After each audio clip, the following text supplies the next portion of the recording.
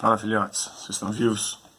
No vídeo de agora nós vamos falar um pouquinho sobre a concepção teórica da filosofia, uma espécie de introdução à atividade filosófica.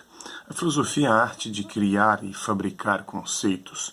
A definição de Gilles Deleuze e Félix Guattari em O que é a filosofia dá-nos uma excelente ideia do trabalho que o professor, que é aquele que trabalha com filosofia, deve realizar. Não que vá inventar algo inédito na história do pensamento ou que encaminhe para o mundo novos filósofos, mas ao tomar esta área do conhecimento como exercício de criação da inteligência humana, ele e seus alunos serão fabricantes de conceitos. No caso do ensino de filosofia, especificamente do ensino médio, a noção que temos de invenção é bastante interessante. O aluno deve pensar por si, deve desenvolver o senso crítico, ou melhor, o professor, bem como o material didático utilizado, deve propiciar situações para que o aluno possa criar a sua noção particular de mundo e que possa, à luz de uma interpretação também sua, aprender os conceitos que os filósofos na história da humanidade fabricaram. Sendo assim, entendemos que o ensino de filosofia deve apresentar as possibilidades para a reflexão e produção de uma filosofia singular, evidentemente envolvida e discutida a partir da produção filosófica histórica. Pensamos também que o ensino de filosofia deve enfatizar a formação social e cidadã do indivíduo. Esta é uma tarefa de toda a educação básica.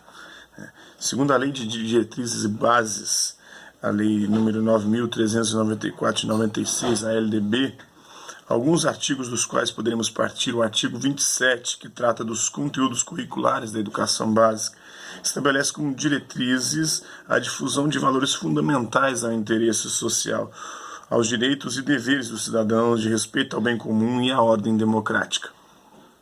Já o artigo 35 estabelece como finalidades do ensino médio, além da preparação básica para o trabalho e a cidadania do educando, o seu aprimoramento como pessoa humana, incluindo a formação ética e o desenvolvimento da autonomia intelectual e do pensamento crítico, e a compreensão dos fundamentos científicos e tecnológicos dos processos produtivos da economia, relacionando a teoria com a prática. No ensino de cada disciplina, está lá no inciso 4. O artigo 36 fala sobre o currículo do ensino médio e dispõe, no inciso 3º do parágrafo 1º, que os conteúdos, as metodologias e as formas de avaliação serão organizados de tal forma que, ao final do ensino médio, o educando demonstre domínio dos conhecimentos de filosofia e de sociologia necessários ao exercício da sua cidadania. Isso está no portal do MEC, que foi acessado no dia 26 de março de 2010. Então, mas a filosofia fomenta esta reflexão mais que qualquer outra disciplina. Pois, desde o seu surgimento na Grécia Antiga, é ela quem trata deste objeto de estudo de maneira privilegiada. Acima de tudo, é dela que surge a principal problemática acerca da vida humana. Como ter uma conduta pessoal que permita ao indivíduo ser feliz tanto no âmbito privado quanto público. Isso é um questionamento que surge a partir da filosofia, em especial a partir da filosofia helenística, né? Que ela vai sair do âmbito público no período clássico da filosofia grega e vai se voltar para o âmbito privado na filosofia helenística. A felicidade para Platão, Sócrates e Aristóteles estava no convívio social, na polis, ali no convívio com os seus pares dentro da atividade política. Já para os helenistas, em especial os epicuristas e estoicos, a felicidade está dentro de nós e deve ser alcançada através da nossa conduta individual. Em suma, como relacionar ética e política? Será que é possível? Será que as duas se interligam? O Maquiavel as separa. Na filosofia grega também há essa separação. A ética e a política estavam muito ligadas ali dentro do contexto da filosofia platônica e aristotélica, mas depois, no período helenista, o âmbito político vai ser um pouco deixado de lado e eles vão voltar-se mais para a ética. Vida pública e vida privada coincidem ou não? Ao longo né, desta atividade, nós iremos propor um objeto que busca dar alguns caminhos para que alunos e professores, para que estudantes de filosofia, aqueles que são curiosos da filosofia, transformem essa disciplina, esse conhecimento habitualmente tratado como estritamente teórico, em um instrumento para a vida dentro e fora da escola, dentro e fora das redes sociais. Todavia, não temos a pretensão de ser dogmáticos, temos sim um projeto ético, uma maneira de ver e pensar a filosofia e o conhecimento de uma maneira geral. Posições e posturas político-teóricas nós adotamos também, mas não acreditamos que isto possa simplesmente ser dado sem nenhum tipo de tradução, apropriação e mesmo contestação. O que é a filosofia? Já dissemos, a filosofia é fabricar conceitos e procurar aquilo que nos serve, de um modo mais adequado, provisoriamente falando, pois se a vida é dinâmica, a filosofia também o é.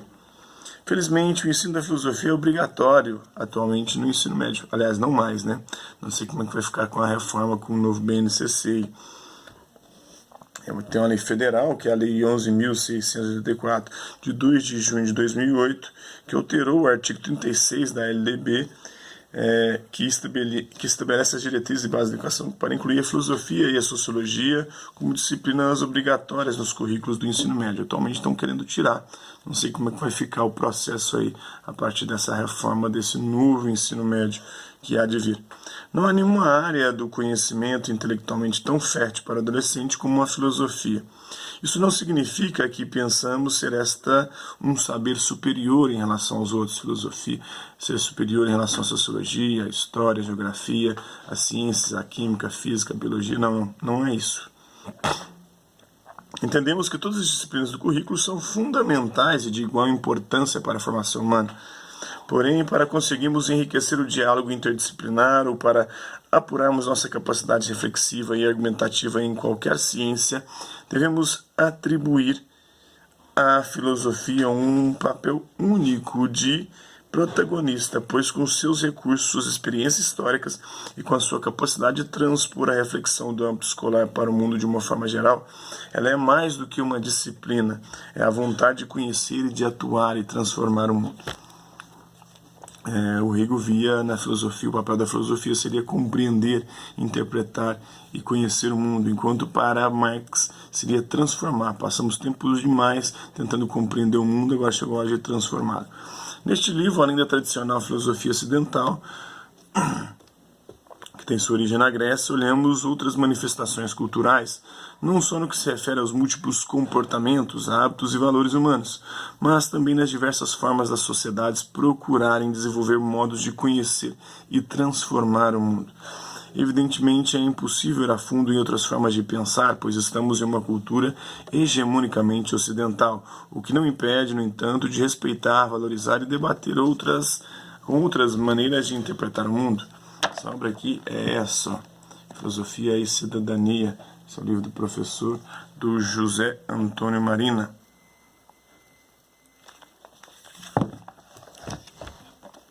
De forma ampla, tratamos a filosofia em duas grandes áreas. A filosofia autoanalítica, voltada para a compreensão interna e existencial do indivíduo, e a filosofia sistemática, preocupada na estruturação de teorias a fim de interpretar a humanidade, o mundo e o conhecimento. Essas duas grandes áreas apresentam perspectivas dos tradicionais campos da filosofia: a estética, a teoria do belo, a ética, como devemos nos comportar, a filosofia política, como devemos nos organizar politicamente, a metafísica, que estuda o ser ou aquilo que está além do que nós podemos perceber com os nossos sentidos, a ontologia, o próprio estudo do ser, a lógica, a forma correta de raciocinar e dos períodos de sua história, a filosofia antiga, medieval, moderna e contemporânea. Pensamos também na própria filosofia da educação. Uma vez que apresentamos esta concepção, não podemos deixar de dizer que não tratamos o aluno como um indivíduo passivo ou uma caixa de ressonância. E muita gente hoje critica, a nova direita critica o Paulo Freire, mas o Paulo Freire queria justamente romper com essa visão do aluno como passivo, como receptor de conhecimento. Para nós, o aluno é um sujeito transformador de sua realidade e seu meio social. Ele atua como protagonista na relação ensino-aprendizagem. Não é só o professor que é o protagonista, o aluno também é, juntamente com o professor. E absorve, apropria-se, problematiza e questiona o conhecimento que produz. Além da formação integral do sujeito humano e do cidadão, como queria a paideia grega, não há como desprezar a rapidez das transformações da sociedade e do mundo do trabalho, o que exige a ênfase de outro tipo de intenção pedagógica. Aliás, desde o Renascimento, Montaigne já advertia para esse engano fatal na educação das crianças, ao se privilegiar as cabeças cheias, os vasos a serem preenchidos em detrimento de cabeças bem feitas, de cabeças questionadoras e críticas, mote retomado por educadores contemporâneos como o Edgar Morin e o Philippe Pernoud. Mais do que transmitir conhecimentos, o professor deve promover competências gerais, ou seja, mais do que ensinar, ele deve fazer aprender, uma vez que não se pode prever as modificações que virão ocorrer em curto espaço de tempo nos mais diversos campos da cultura. O importante, no entanto, não consiste em menosprezar os conteúdos programáticos, e sim reconhecer que os conhecimentos são recursos a serem mobilizados nas mais inéditas e complexas situações reais. Essa visão aqui é uma visão com a qual eu não compartilho, inclusive é uma que tem produzido resultados bem pífios. O Edgar Morin e o Philippe Pernoud são franceses, e a França ocupa lugares não muito destacados na educação mundial, nas avaliações do PISA. E outros países, como os países asiáticos, que hoje estão em ascensão nas avaliações internacionais, eles têm focado muito mais no conteúdo do que nas competências. Quando se foca nas competências, você foca no uso do conhecimento. Mas como você vai voltar para o uso do conhecimento sem ter o conhecimento? Então é fundamental o conhecimento, conteúdo, para depois utilizá-lo nas mais diversas formas em que se apresentarem, nas mais diversas situações, problemas que se apresentarem para o ser humano. Então, o papel do professor não é menor, nem na relação com o aluno, nem na forma como manipula o livro didático, o livro de forma geral. Entendemos que toda produção intelectual humana é incompleta, ou melhor, é falível. Por mais que tenhamos a pretensão de abarcar tudo, de apresentar o maior número possível de alternativas pedagógicas, o mesmo de renovar constantemente nosso material, jamais conseguiremos eliminar a atividade criativa docente. É o professor quem adota e utiliza o livro e não o contrário. Cabe a ele dar-lhe ordenamento e significado. As atividades ganham sentidos mais amplos quando o docente as encaminha. O aluno tem um interlocutor e um intérprete qualificado e singular quando o professor é leitor dos textos e dos documentos filosóficos. Tem muito professor que não lê e dá aula mesmo assim, não sei como, mas tem.